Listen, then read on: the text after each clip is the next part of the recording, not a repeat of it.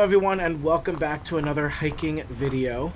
If you're new to the channel, this is where I go on a hike and bring my camera along with me and you get to see my point of view in 4K. And I typically go on a hike 3 to 5 times a week. It all depends on the weather and how busy I am, but I like to do it for exercise. And so my goal is to do it at least 5 times a week. So in these videos, you will get to see that, and as we go along, I will tell you a story. It's usually some kind of entertaining story.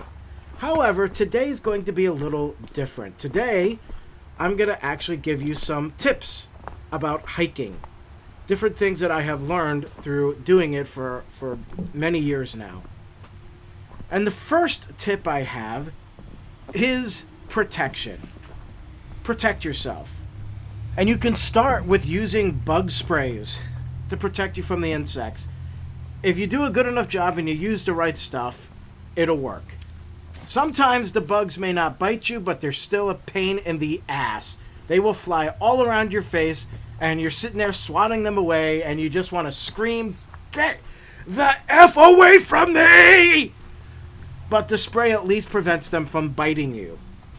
The second thing that you can spray yourself with, this is actually fantastic because I have not had a tick on me in 2 years now since I started using this stuff.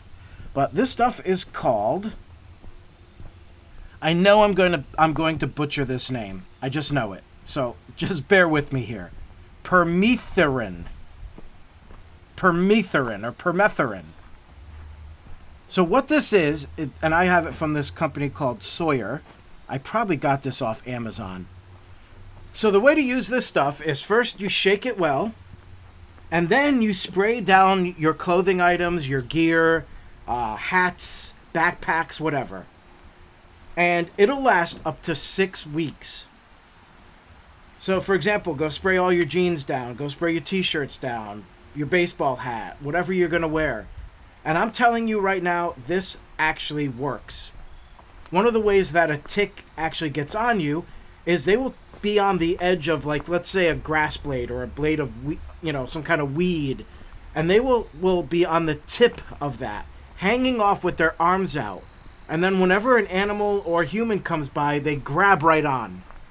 With this stuff here, they grab on and then they pay the price for it. Because this stuff here, they do not like. As a matter of fact, I had a bunch of flies. I was in a location where there was these weird flies, and a bunch of flies were landing on my clothes, and they were dying immediately. This stuff was killing them. So what happens is that the tick touches your clothes with this stuff on it, and they die from it. So it is actually fantastic. Now make sure you spray this in a well-ventilated area. Don't do it in your bathroom or any of that. But yeah, every 6 weeks, if you're using the same clothing items for hiking or going out into the wilderness, just every 6 weeks, spray them down again. But I'm telling you, it works. I have had no ticks on me at all. And some of the places I've gone to have been rough. Okay, so that's the first part of protecting yourself. The second part would be the clothing that you wear. Now, of course, if you're spraying yourself with this stuff, a lot of times they advise you to wear white shirts. I hate wearing white. I don't wear white t-shirts. So I wear dark colors. But they advise you typically not to do that because you're going to want to see if there's a tick on you. But if you're spraying yourself down with this stuff, it doesn't matter. But you want to make sure you're not dressing in heavy clothing if you're going to be hiking long distances in the hot weather. I mean, I think that's a no-brainer, but I have seen people wearing things and I'm like, this person's going to drop dead. Like, you should not be wearing that right now. It is too hot out here to be dressed like that. They're gonna, if they go for any further, walk any further, they're gonna just drop dead right here. Same thing with the winter. It all depends on the weather. If it's a little bit cold, don't dress too heavily because you're going to be working up a sweat anyways if you're going on a long hike. However, if it's really cold out, you're gonna want to dress warm. You got to think of everything. Thick socks, that's a definite. Maybe a scarf to protect your neck. Make sure your ears are covered. Those ears will start stinging. You want to be prepared for that. And just keep yourself warm. Also, mitts are better than gloves. Mitts help hold in the body heat. A glove won't do that. You know, each finger is on its own inside the fabric. However, a mitt, all your fingers are together, and so you're creating this nice, warm, heated space by wearing a mitt. So you definitely want to consider that. If you're going to be in a place that has these very narrow trails, thick brush, you don't even know what's there, wearing pants may protect you better than shorts will. I mean, you don't know what's down there. And you don't know what you're going to get hit with or what's going to scrape up against you. Jeans definitely help. Or even a cargo type pants, something that helps protect you. So those are my first big tips on hiking, is protection. Now, you could go further than that. If you live in a place that has bears, you might want to have bear spray with you.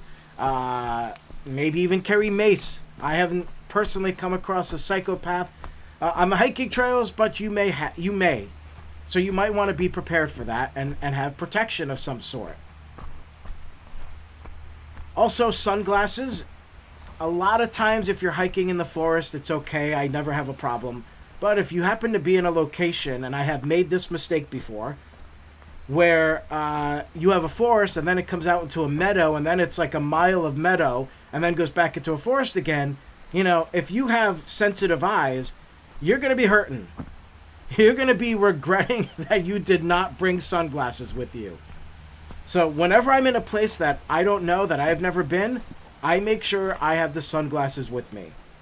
Another cool tip, get something that connects to a belt, where you can have a bottle of water, you can carry maybe your bug spray with you, you know, other items. Something that you don't have to hold in your hand.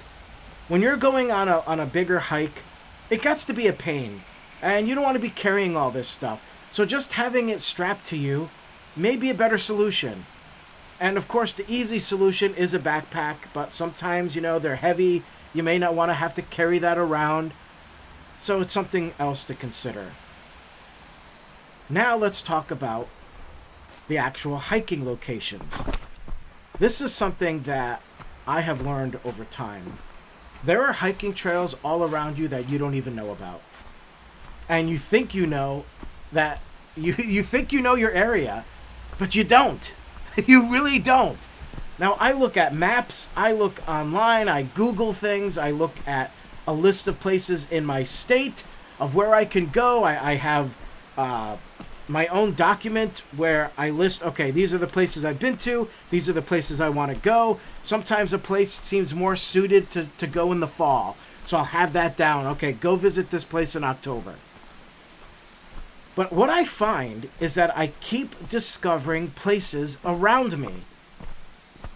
And not even 2 months ago, I discovered by a social media post that there's a hiking trail not even a mile away from me, not even a half a mile away from me. I could go up on the roof of this building right now and probably see it. That's how close it is.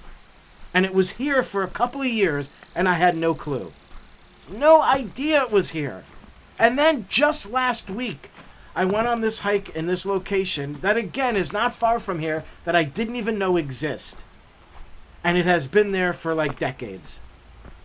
So you never know. There are places all around you, but many times they're just not listed.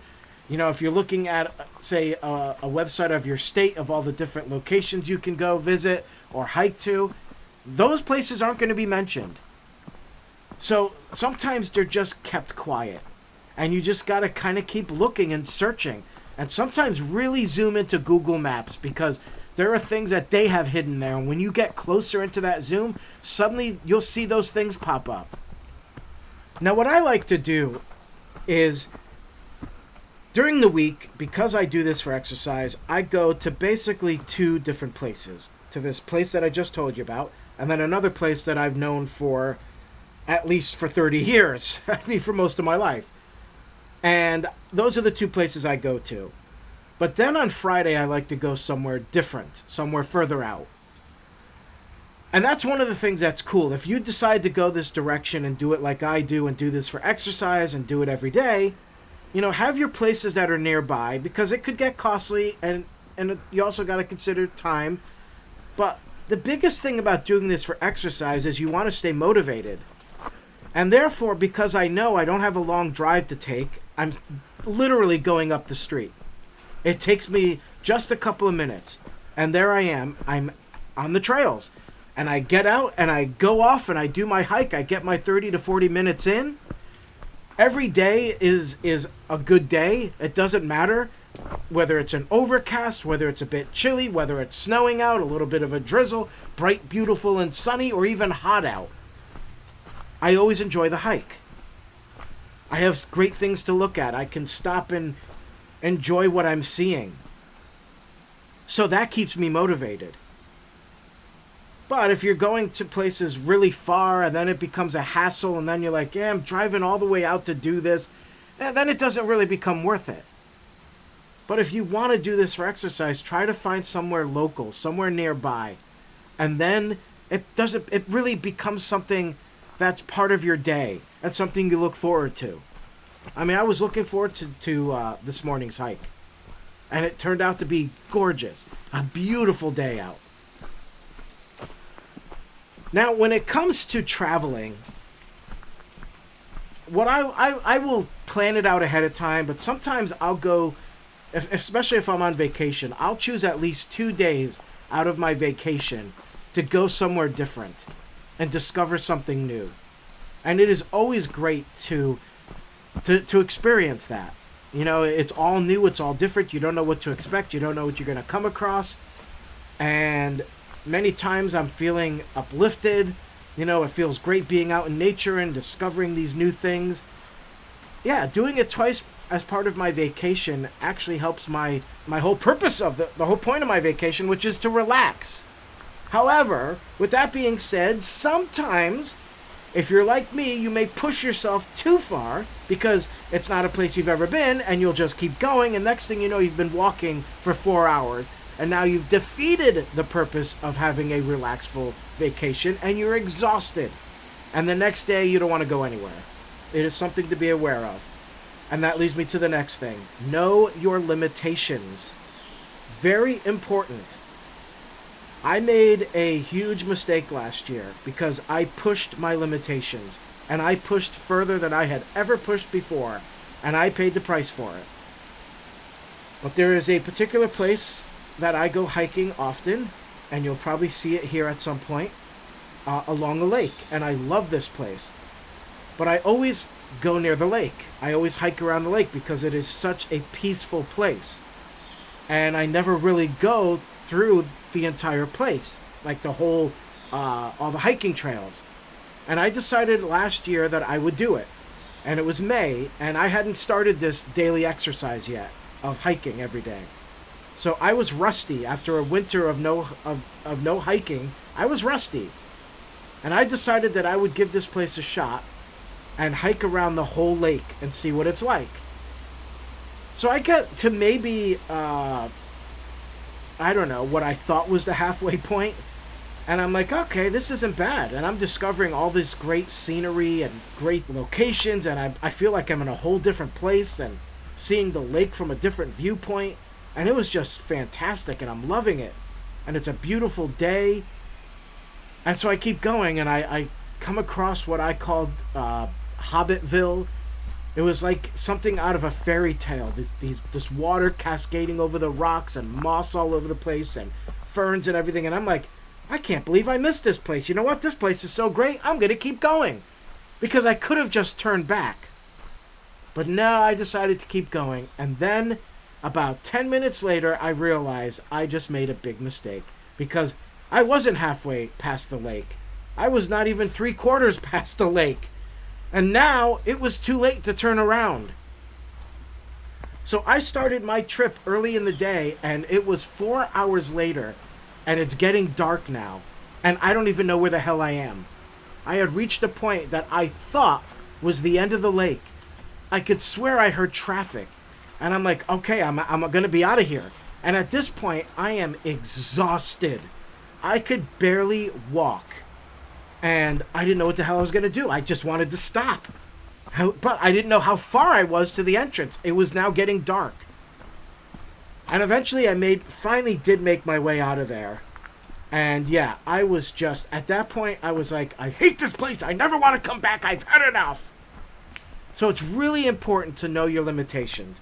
And if you want to push your limitations, do it in increments. You know, if you're hiking once a month and then you think you can suddenly get away with doing 4 hours, yeah, you might have some trouble. I'm not saying it can't be done, but you might have some trouble. But if you acclimate yourself and maybe do a couple of hikes a week, and even if you do a hike once a week like I used to do, each day that you do it, take it a little further. So maybe your first hike is 30 minutes, your next one is 40, your next one is 50, next time it's an hour, and now you're gradually acclimating your body to it. So really important. The other thing too is be aware of the weather, be aware of what's going on.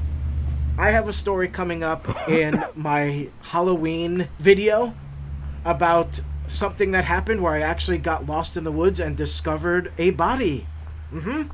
Yeah, you'll learn about that. So stay tuned for that video coming.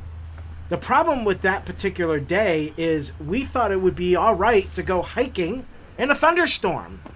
And it wasn't. It was not a smart move. You got to be aware of the weather. Make sure you plan ahead. You just got to be prepared. This is another tip. Before I even continue, make sure you have good shoe wear. Do not wear flip-flops. You are going to pay the price for it.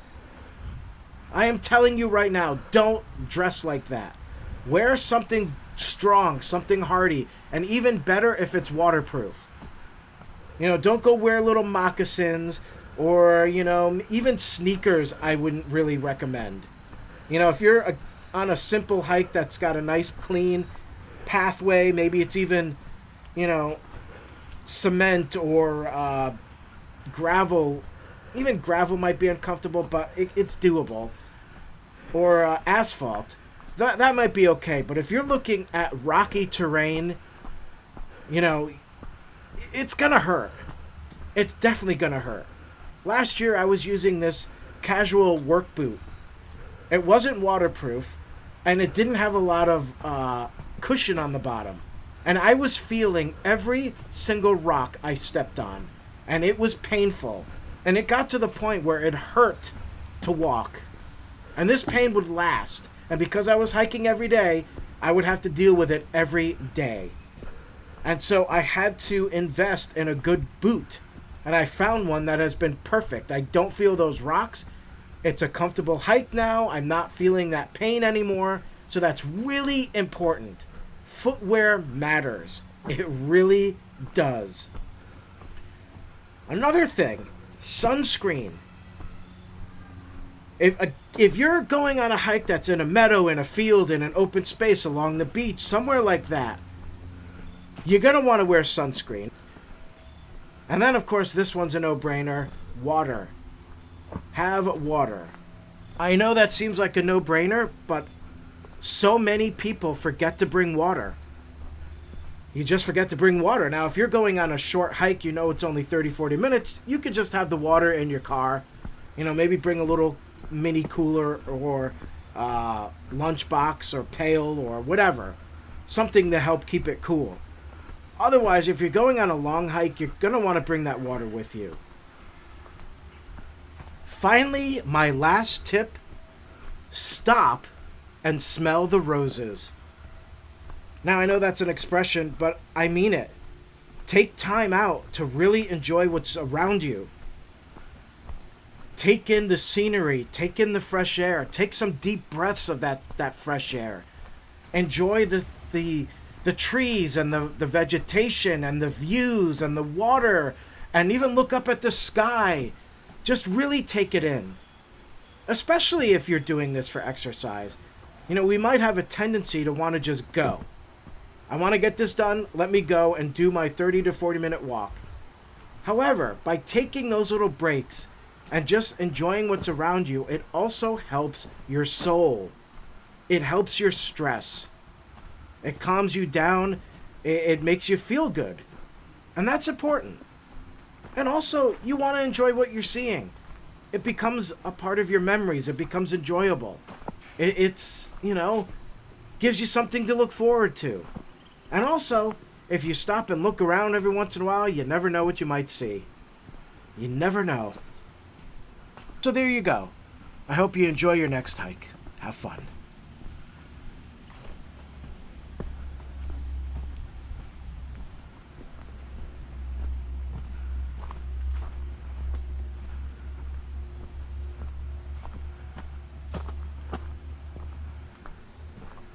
And now, a shameless plug. It's Mike with another shameless plug. Today's shameless plug is all about the spooky season.